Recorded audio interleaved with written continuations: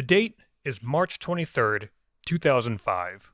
The location, Texas City, Texas. And for the workers at the BP oil refinery, it's just another morning. But what would happen later in the day would shock the community to its core. At around 1:20 p.m., a series of explosions would take place. The result, 15 people would lose their lives, and 180 more would be injured. The Texas City BP oil refinery explosion would cement itself as one of the worst industrial accidents in American history. The cause, while shocking, may not surprise you. It is the result of corporate greed, neglect, and the lack of care when it comes to safety.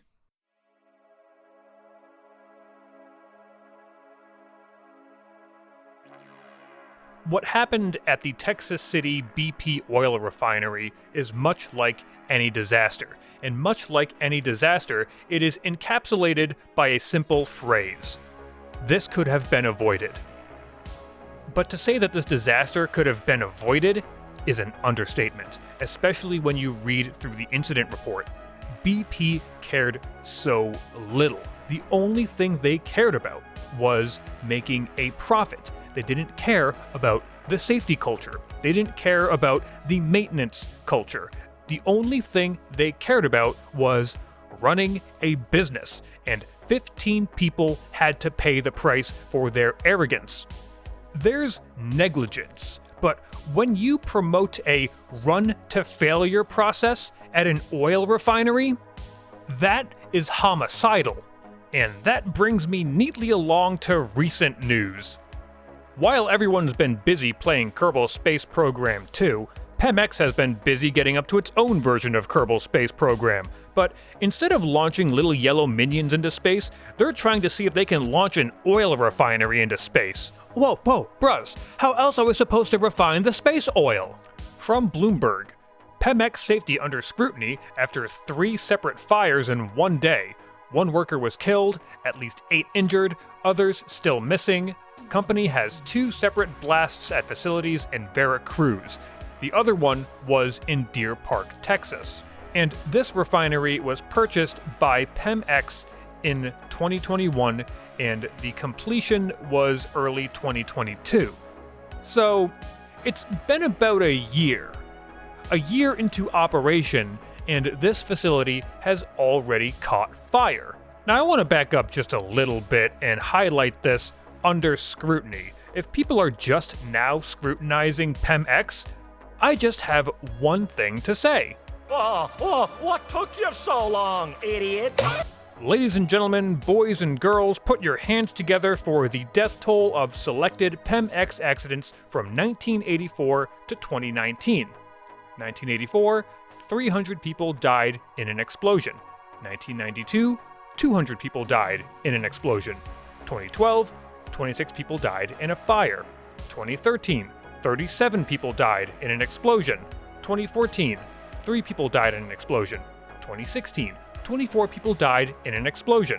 2017, 8 people died in an explosion. 2017 again, 1 person died in a fire.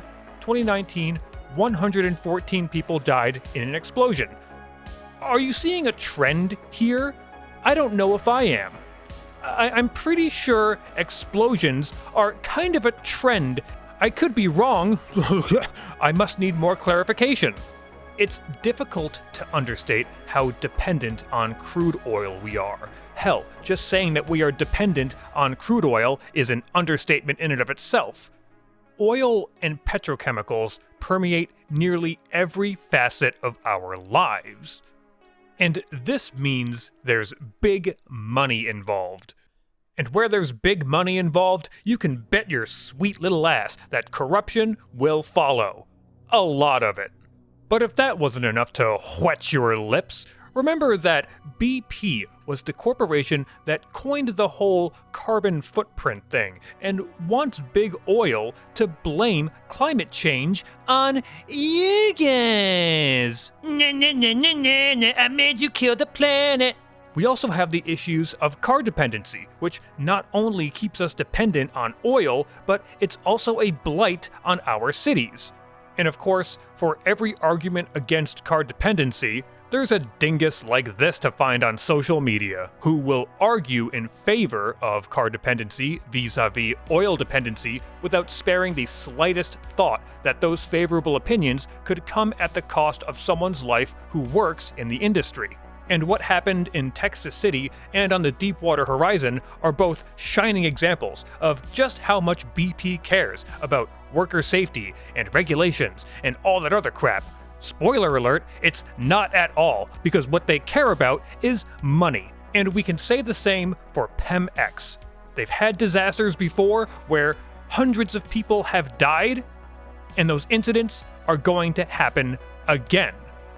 Now, I know the East Palestine incident is still fresh in everyone's minds, and the talk of disasters is a little bit overwhelming and exhausting, but we can't allow ourselves to let our guards down, not even for a moment, because the next oil catastrophe is well on its way. The warning signs are all there, and they've been there.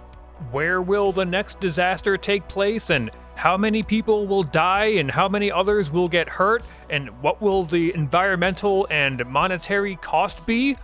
Who knows? But you can rest assured that whatever oil company will be behind it will settle for whatever amount of money it will take to make all the bad things go away for them. They'll take the slap on the wrist, and then they'll pick up and keep doing the same nonsense that leads to disaster time and time again.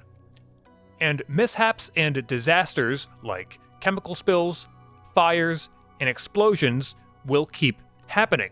They'll keep costing us billions in taxpayer dollars, they'll keep costing us our lives, and they'll keep costing us our communities.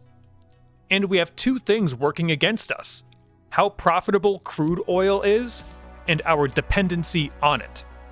The longer we remain dependent on crude oil means that the hands on the clock to disaster will keep ticking. And I fear that the hands are drawing closer and closer to midnight. The warning signs are there. They've always been there. That's all.